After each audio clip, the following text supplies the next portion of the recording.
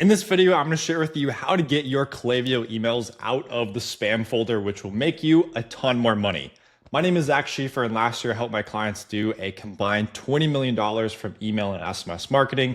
So let's dive in. Let's fix your deliverability. So first of all, we need to know what is deliverability and why is it so important. So in simple terms, deliverability is your sender reputation with Google, Yahoo, Outlook, etc. These are email inbox providers, and they want to improve the experience for their users by only showing people emails that they actually want to see. So they know that if a user's inbox is full of all these spammy, irrelevant emails, they'll stop using that platform. So for this very reason, every email domain has a reputation in the eyes of these email providers. So my website, zhs-ecom.com, has a reputation. Google.com has a reputation. Yahoo.com has a reputation. Your store's email domain, your URL, has a reputation in the eyes of these email providers. And this is what determines where your emails from that address end up. So if you have a good reputation, you go into the primary tab, that's the goal. If you have an average reputation, you're going to go to the promotions tab, which is not ideal. If you have a bad reputation, you're going to go to the spam folder where emails go to die. So you can see here, bad reputation goes to spam, average goes to spam and the inbox, and good reputation goes straight to that primary tab. It's not every email goes to the primary inbox or every email goes to spam. It's going to be a mix. There's a ton of very sophisticated algorithms that determine where does this actually go. And so our goal is to go to the primary inbox as much as possible. But for some people, if they've marked a ton of emails like yours as spam in the past, they might still go straight to spam. But the goal here is to maximize the number of emails that actually go to that primary inbox. How do these email inbox providers actually decide your sender reputation, where emails go? They look at how people engage and respond to your emails in the past. For example, if you send emails to a big, wide audience and only 10% of people open them, that's terrible. They assume that your emails are not valuable and your sender reputation goes down, meaning that emails start landing in promotions or even worse, the spam folder. On the other hand, though, if you have 50% of people opening your email, a ton of people click, and some people even reply to that email, that's going to increase your sender reputation and you're going to start hitting the primary inbox way more. It's a feedback loop where high engagement rates means better inbox placement. More people see your emails, more people have a chance to open them and click on them and respond to them, which means better inbox placement. So that's a positive feedback cycle there. Now, if you have low engagement rates, that means you're going to go to the spam folder a lot more, which means less people are going to see your emails, less people click, less people respond, which is just a negative downward spiral. And I see so many brands mess this up and it loses them a ton of money. So looking at your engagement rates, specifically two metrics, opens and clicks, you should be able to get a good idea about your email deliverability. However, we can use some tools like GMass and some other ones to take that one step further. So we have GMass here, we have Glock apps, we have Mail Tester, we have Mail Genius, all these different tools you can use to determine inbox placement. These tools are going to actually simulate how emails perform across different inbox types. So you can actually see with real live inboxes where your emails are landing. So I highly recommend looking into these tools or getting an expert to do it for you to see how your deliverability is, because it's such a common issue where people don't even realize they're going to spam and they're losing out on so much money because they don't even realize that they have poor deliverability or they have decent deliverability, but it could be amazing. So we'll start with open rates. This is the number one metric that we like to look at. So the open rate is the percentage of people on your email list who actually open your email. So if you have 1,000 subscribers, 300 of those people open your emails, then your open rate is going to be 30%. So a low open rate, generally under 30%, means one of a few things. Number one, the most simple fix is subject line and preview text just not grabbing attention. I see so many just not great subject lines that don't really hook people in at all. So you want to have good copywriting and you really want copy that hooks people in. Overall, you want this subject line and preview text to be short and snappy. And if you have an offer, if you have a 10% offer, if you have a $20 offer, that's going to get people to click. That drives more engagement there. And also one little tip here that's pro life hack here is that you want your subject line and preview text to read really well together. So you might have the first half of the sentence as the subject line, and the second half of the sentence might be the follow-up to the second half of that sentence. So you can split it up between the two, make it snappy, look at what the top brands are doing, because obviously they've done a ton of testing. So just look at what your top competitors are doing and model after that. Number two, you're sending to the wrong audience. This is by far the most common issue. So if you're sending to your entire list, which I see so many brands, especially as they're starting out, they just send to their entire email list. They don't do any sort of segmentation.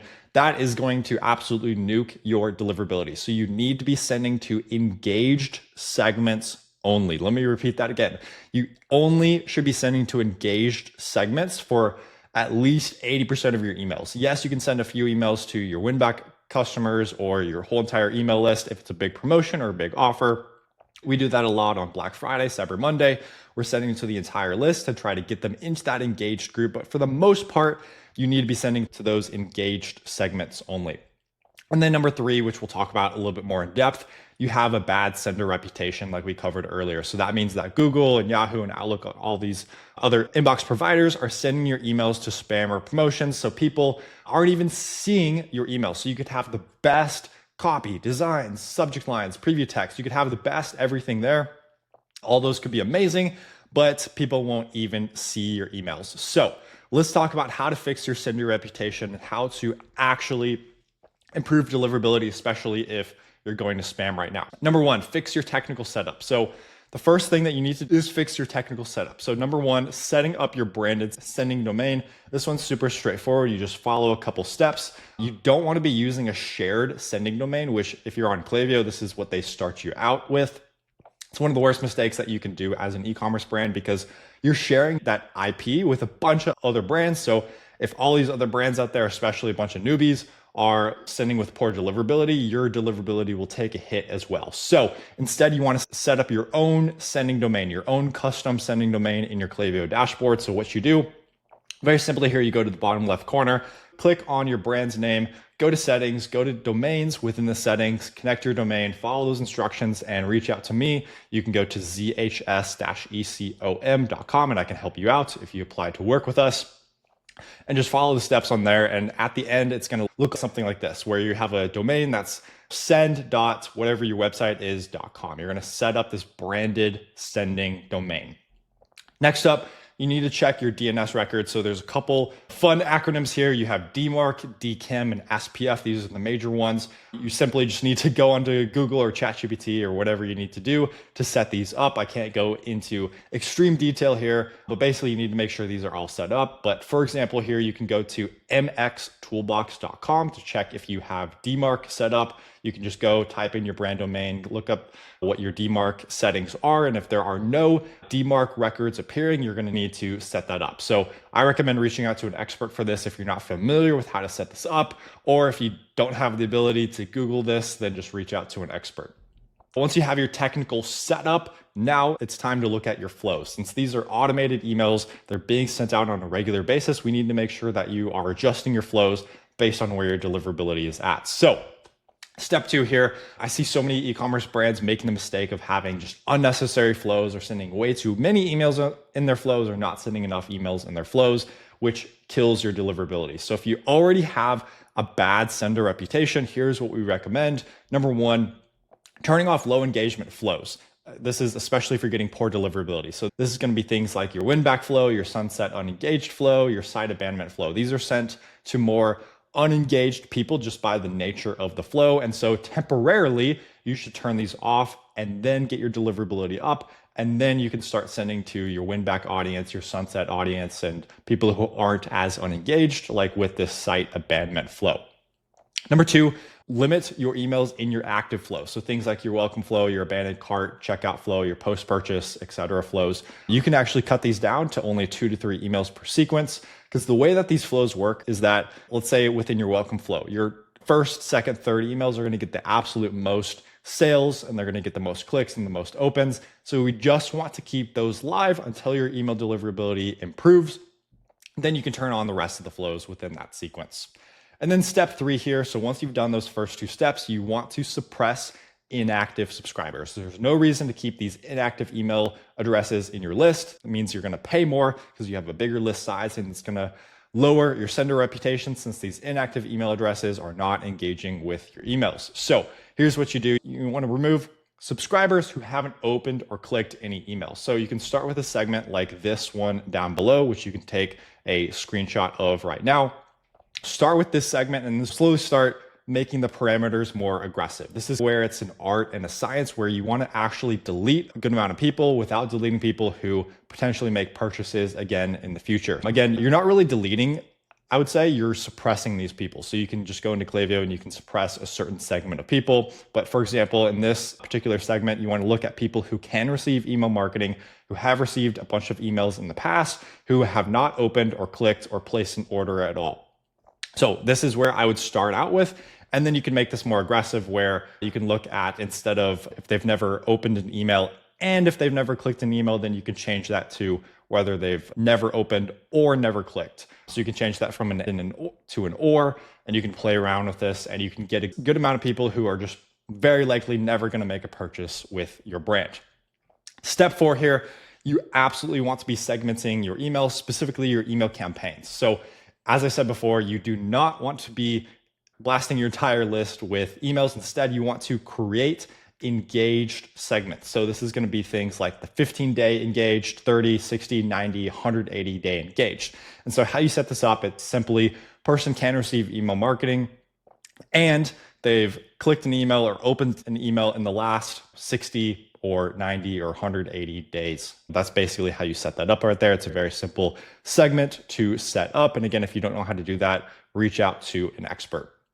And then what you want to do is you want to be sending roughly 3 highly engaging campaigns per week to only your 15-day engaged list. So you want to start small, send to the most engaged people first. And then once you get your open rates up, once you get them 40% and above, then you can move on to the 30-day engaged segment. Make sure you get your 30-day engaged up to 40%, and then you get your 60-day engaged up to 40%. And you want to play around with it, and you can move the needle up and down depending on what your open rates are looking like. So a majority of our emails are going to be sent to this engaged segment only. And then you can send a few email campaigns, maybe 1 per month, to your full list. This is going to help re-engage users who haven't opened an email in a while. All right, and then step 5 here, you actually want to look at the emails themselves, because I see so many brands that they love these big HTML emails. They have a bunch of colored text, they have a bunch of nav bars, they have dynamic sections, they have a bunch of HTML buttons and things like that. That's going to massively increase the actual size of your email. It's like sending a 100-page long document to your neighbor. If you're sending that document, it's going to take a really long time to load, and that means it's going to be a really massive email. It's going to be a really massive file size. So you really want to shoot for your emails being under 90 to 102 kilobytes, just to make sure you're not clipping within Gmail and you're making sure that you're sending small emails that are very light. What we do is we send image-only emails with a little bit of HTML text within the footer. So we don't like to include colored text. We don't like to include nav bars at all. They blow up your file size. Dynamic sections, buttons, things like that. We don't like to include that as HTML. Instead, we include them as an image. Why? It's because images don't actually increase the size of your emails. I'm not going to get into every single little nitty-gritty detail there, but that's how we make our clients millions of dollars per month, by sending all image emails with 70+ deliverability scores. So a couple things there that we include. We always include alt text for all your images. We always make sure to compress all of your images, and we use a lot of plain text emails, especially for brands with low email deliverability. We really emphasize plain text emails. These are going to be minimal colored text, minimal extra formatting or anything like that. They're going to be super small file sizes, and it's going to really improve your email deliverability. So I highly recommend starting with plain text emails and focusing on those if you have poor deliverability. And then lastly here, you want to make sure it's super easy to unsubscribe so that people don't mark you as spam. There's a big misconception that you should hide your unsubscribe button, and you don't want people to unsubscribe. So you want to make that button like really not obvious or anything like that. Don't do that. You want people to be able to easily unsubscribe instead of them marking you as spam, because if they mark you as spam, that's way worse than people unsubscribing. If people are unsubscribing from your emails a lot, that's perfectly fine.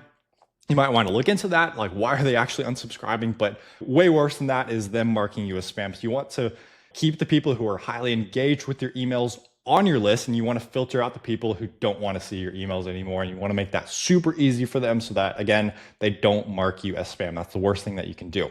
And then step 6 here, a few last minute tips that are just random stuff that I'll throw in here. Number 1 here, make sure people actually give you a real email address. So no discount on the site or the pop-up. We like to make sure that people actually have to open up their email in order to receive that discount code, which means that they have to pull it from the spam folder if it went there into the primary tab. You can even include like a GIF or some instructions or something like that within your welcome series to make sure that people are taking your emails from the promotions or the spam folder and dragging them into their primary tab. Things like giveaways and other promotions are a really great way to get poor deliverability. They attract low quality subscribers. I've never seen giveaways or any sort of thing like that attract high quality subscribers. Usually it's a bunch of people who just want free stuff. You don't want those types of people on your email list. It's going to inflate your email list size, which will look great just from the numbers perspective, but then you're not going to make any sales. And then you can also add things like the CAPTCHA on your sign up form or your footer form. And then you can also, if you're really facing deliverability issues, you can auto verify email addresses. So you can use Zapier and Million Verifier or similar softwares to verify that these are legitimate email addresses. And then as a last resort, you can turn on the double opt-in, and that will make sure that people actually have to click a button to get added to your email list, which makes sure that there's no bots on your email list. That's how you fix your sender reputation, and that's how you improve email deliverability. If you're running the marketing for a D2C e-commerce brand and you want help increasing your monthly revenue, improving your deliverability, and implementing everything that I said in this video, go ahead, check out our website by clicking the first link in the video description. And if you want to learn more about deliverability, I highly recommend checking out this video next, which should be on screen right now, which shares 10 extra tips that you can instantly use to improve your email deliverability. That being said, my name is Zach Schieffer, and I appreciate your time and hope you have an awesome rest of your day.